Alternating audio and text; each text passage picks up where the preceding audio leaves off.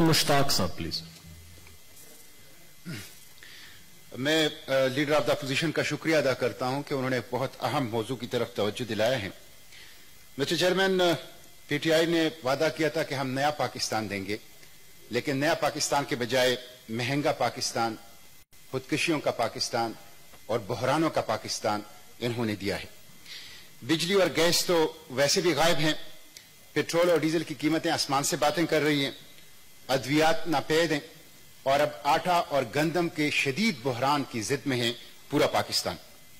मैं हैरान हूं मिस्टर चेयरमैन कि पाकिस्तान का जो एग्रीकल्चर लैंड है, पाकिस्तान के जो वाटर रिसोर्सेज हैं और पाकिस्तान के जो मेहनतकश अवाम हैं, पाकिस्तान एक फूड बास्केट है, पाकिस्तान अनाज का गोदाम है, गल्ले का गोदाम है। और मैं नहीं, माहिरीन कहते हैं कि पाकिस्तान अगर रिसोर्सेज को प्रॉपर तरीके से इस्तेमाल करें तो ये पाकिस्तान पूरे बरआज़म अफ्रीका की ग़िज़ाई ज़रूरियात पूरा कर सकता है। उस पाकिस्तान में रोटी का बहरान, आटे का बहरान, गंदम का बहरान, ये मसला ये समझ में नहीं आ रहा। ये बात की गई कि पहले ही बहरान आए हैं। 35 साल के बाद पहली मर्तबा पाकिस्तान में पीटीआई की हुकूमत में अवाम कतारों के अंदर खड़े होकर लाठियां खाकर और ख्वार होकर उनको एक आटे की बोरी जो है वो मिल रही है। मैं खैबर पुख्तनख्वा का केस पेश करना चाहता हूं।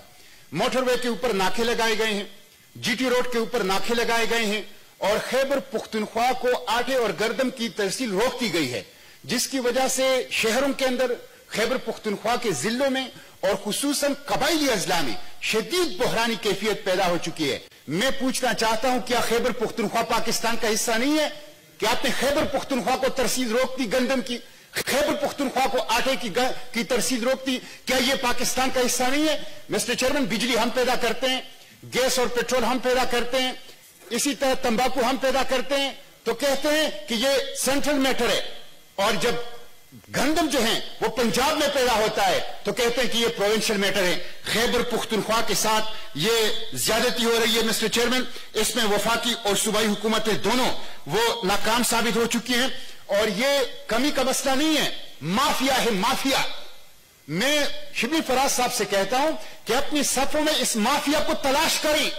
यह शुगर मिल माफिया, यह स्टील माफिया, यह सीमेंट माफिया, ये आटा माफिया, ये हुकूमत के सफों में है और अपनी जाती मफाद के लिए अवाम के जो मुंह है उससे नवाला छीन रहे हैं। मैं आखिरी बात करके मिस्टर चेयरमैन आपसे इजाजत चाहूंगा।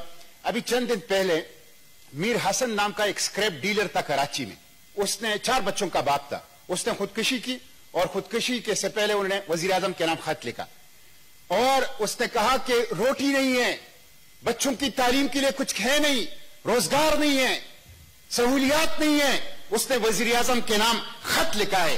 मिस्टर चेयरमैन, ये कोई विजन नहीं है कि खाना लंगर खानों में मिलेगा, रिहाइश पनागाहों में मिलेगी और सुकून कब्र में मिलेगा। ये कोई विजन नहीं है मिस्टर चेयरमैन। हो सकता है, मुझे तो डर यह है कि वजीर आजम साहब टीवी पे आके कहें कि घबराना नहीं, अब आटा सैशे पैक में मिलेगा।